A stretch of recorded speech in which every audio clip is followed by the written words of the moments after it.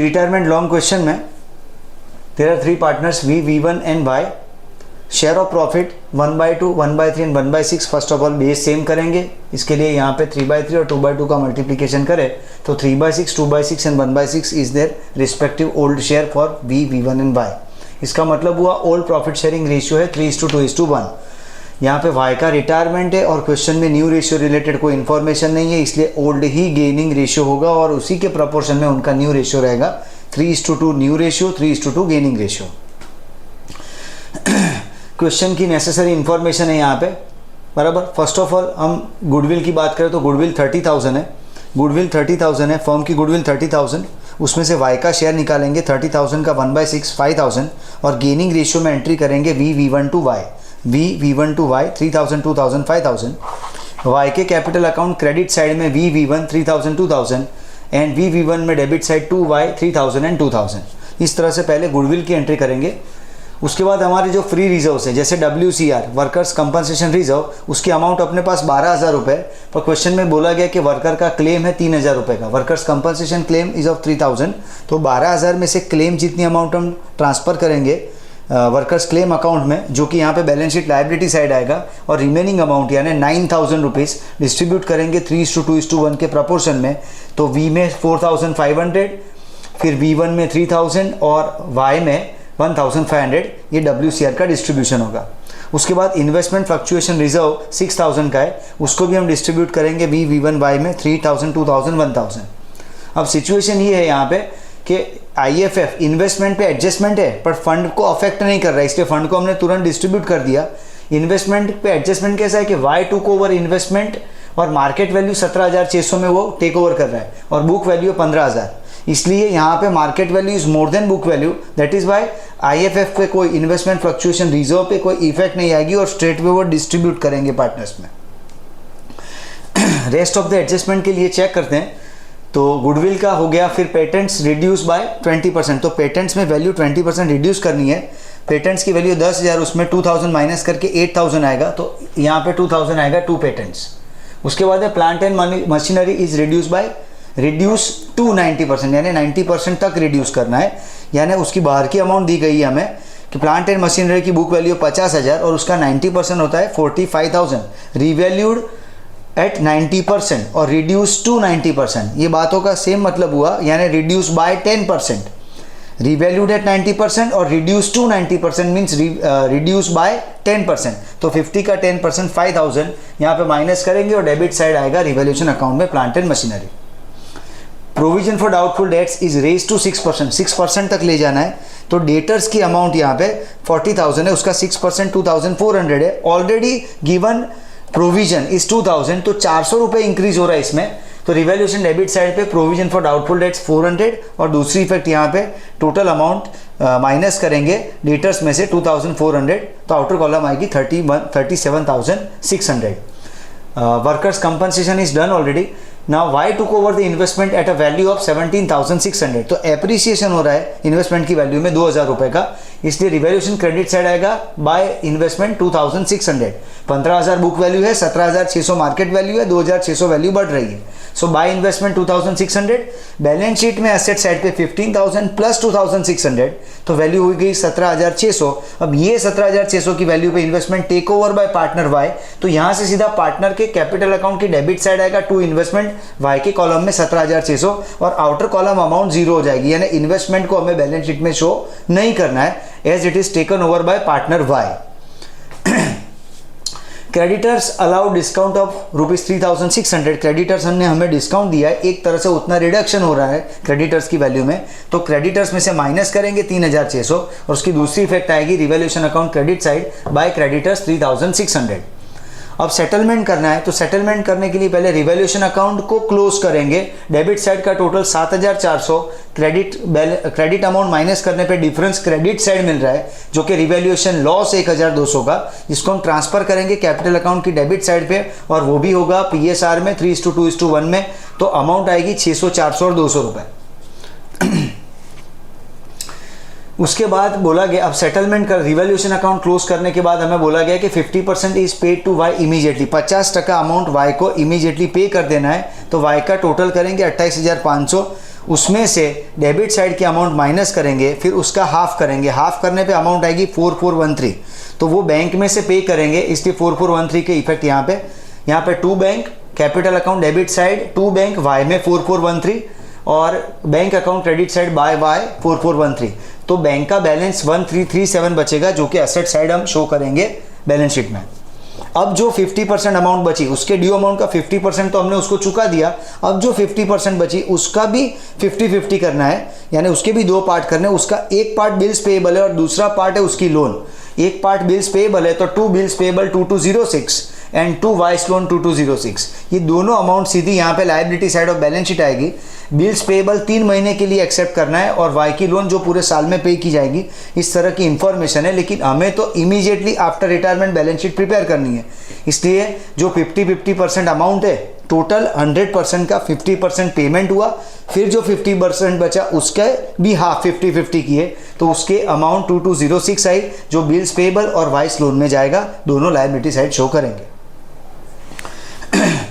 उसके बाद हम V और V1 के कैपिटल अकाउंट को क्लोज करेंगे। उनका टोटल है 75500 फॉर V और उसका बैलेंस है 66275 जो कि बैलेंस शीट लायबिलिटी साइड आएगा 66275।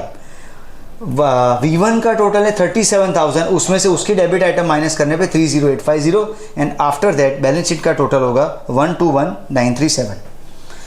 नेक्स्ट क्वेश्चन में 3 पार्टनर है V, N और U, इसमें U रिटायर हो रहा है। ओल्ड प्रॉफिट शेयरिंग रेशियो 3:2:1 है, कोई इन्फॉर्मेशन नहीं है, तो रिटायर होने के बाद न्यू रेशियो वही रहेगा 3:2 और गेनिंग रेशियो भी 3:2 का रहेगा। क्वेश्चन में U's dues paid on retirement, U का जो ड्यूज अमाउंट है वो टोटली हम पे कर रहे हैं रिटायरमेंट पे, और उसके लिए necessary cash is brought in by VNN in profit sharing ratio. ये टेक्निकल पॉइंट समझना है, टोटल अमाउंट पे कर देना है। यहाँ पे 50% पेड था और 50% के दो पार्ट थे, लोन एंड बिल्स पेएबल। यहाँ पे टोटल अमाउंट पे कर देना है, तो नेसेसरी एडजस्टमेंट पहले चेक करेंगे। सबसे पहले कैपिटल के बैलेंसेस 9 लाख, 7 लाख एंड 5 लाख। फिर रिजर्व्स की बात करते हैं। जनरल रिजर्व को डिस्ट्रीब्यूट करना है। General reserve is distributed straight way among partners in old PSR। WCR को बांट देना है क्योंकि इस पर कोई एडजस्टमेंट नहीं है। एडवर्टीजमेंट सस्पेंस दिया है असेट साइड पे, उसको बांट देना है। हमेशा जब भी हमारे पास कोई लॉन्ग क्वेश्चन आवे, बैलेंस शीट की लायबिलिटी साइड से 7 आइटम और एसेट साइड से 4 आइटम। लायबिलिटी साइड 7 आइटम कौन सी? Capital reserve, contingency reserve, general reserve, reserve fund, workers compensation reserve, profit and loss account and investment fluctuation fund. Debit side की 4 item, advertisement suspense, preliminary expense, profit and loss account, debit balance, इसको हमें direct, और old goodwill, इसको हमें यहाँ पे direct distribute कर देना है ओल्ड प्रॉफिट शेयरिंग रेशियो में। यहाँ पे लायबिलिटी पे 2 और एसेट साइड 1 आइटम थी।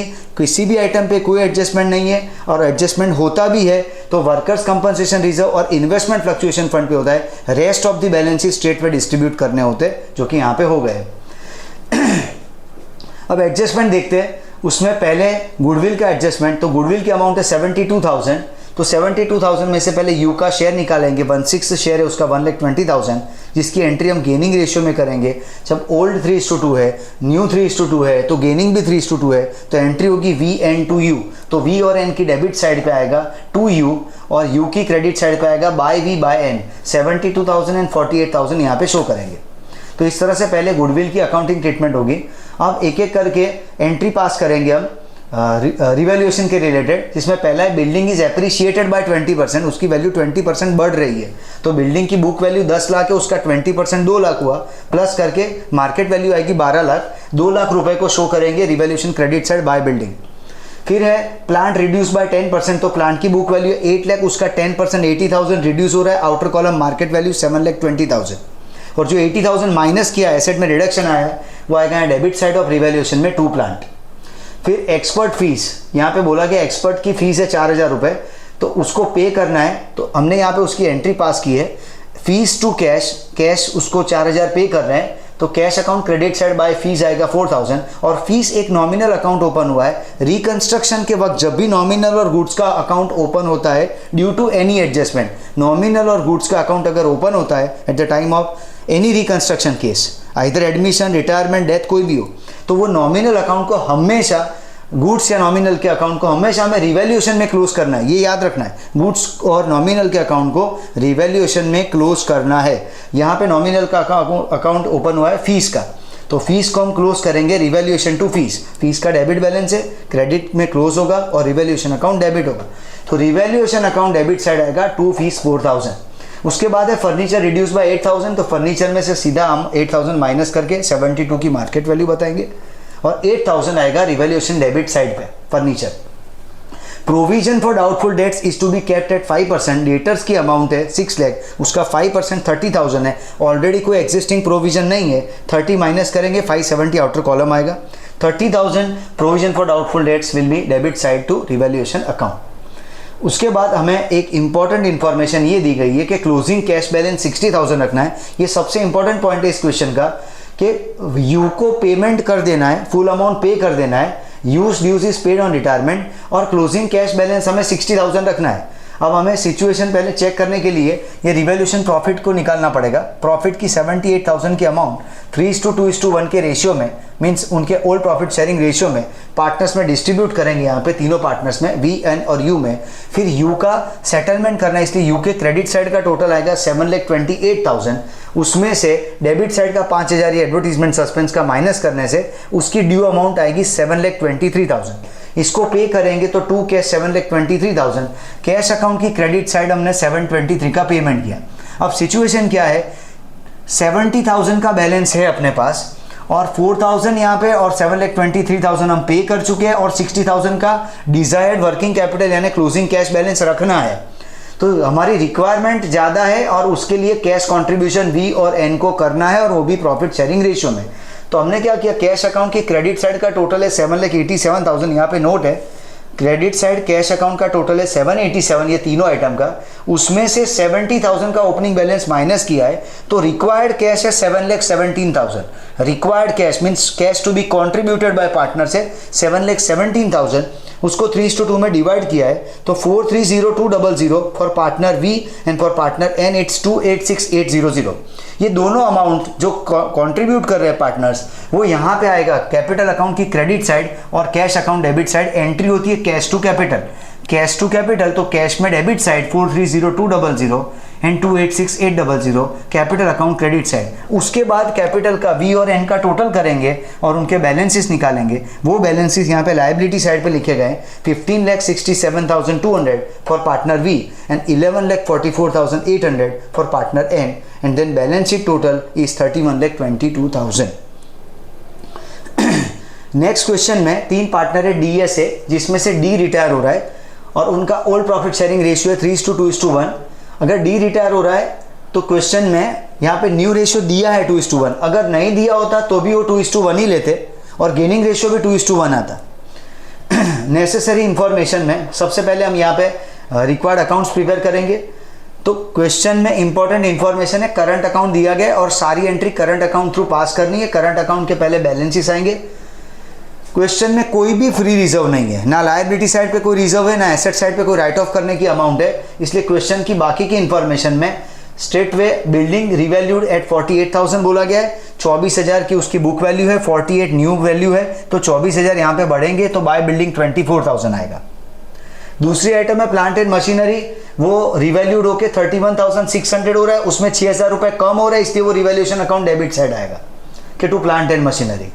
Provision for doubtful debts is increase by 800, by 800 बोला है, ऑलरेडी प्रोविजन है 2,400 का, उसमें 800 बढ़ा है तो 3,200 का प्रोविजन होता है, माइनस करेंगे 21,600 आउटर कॉलम आएगा और जो हमने बढ़ाया है वो 800 रुपया प्रोविजन फॉर डाउटफुल डेट्स आएगा रिवैल्यूएशन डेबिट साइड पे।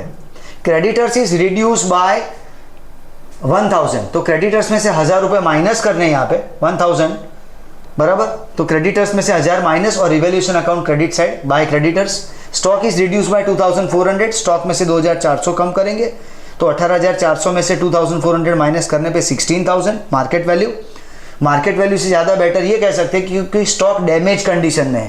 क्वेश्चन में बोला गया कि स्टॉक डैमेज कंडीशन में और उसकी वैल्यू 2,400 कम करनी है, यानी उतनी अमाउंट का उसका एक्सपेक्टेड रिपेयर्स होगा तो 2,400 हमने यहाँ पे वैल्यू कम किया और रिवैल्यूएशन डेबिट साइड आ गया टू स्टॉक। आउटस्टैंडिंग सैलरी 5,000 दिया गया है तो outstanding salary revaluation debit side और सीधा बैलेंस शीट लायबिलिटी साइड आएगा क्योंकि ये लायबिलिटी अभी क्रिएट हुई है रिकंस्ट्रक्शन के वक्त। क्लेम फॉर डैमेजेस ये भी आउटस्टैंडिंग सैलरी जैसा ही है 3,480 रिवैल्यूएशन डेबिट साइड और बैलेंस शीट लायबिलिटी साइड आएगा क्लेम की अमाउंट 3480। फर्म की गुडविल 28,800 हमें दी गई है। फर्म की गुडविल में से हम डी का शेयर निकालेंगे 14,400। कोई इंफॉर्मेशन एक्स्ट्रा नहीं है। न्यू रेशियो 2:1 है, ओल्ड 2:1 है, तो गेनिंग भी 2:1 है, तो उसमें डिवाइड करेंगे। S A to D entry होगी। एस और ए में 2D, एस और ए की डेबिट साइड पे 2D करंट अकाउंट, और बाकी दो पार्टनर में यहाँ पे क्रेडिट साइड पे by S current account and by S current account. D में अमाउंट आएगी 9,600 एंड 4,800। इस तरह से गुडविल की एंट्री पास करेंगे। फिर हमें क्वेश्चन में ऐसा बताया गया, अब थोड़ा टेक्निकल हो रहा है सम।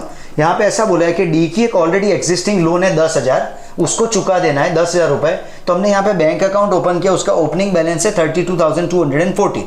उसमें से पहले हमने डी की लोन चुका दी 10,000 रुपए की।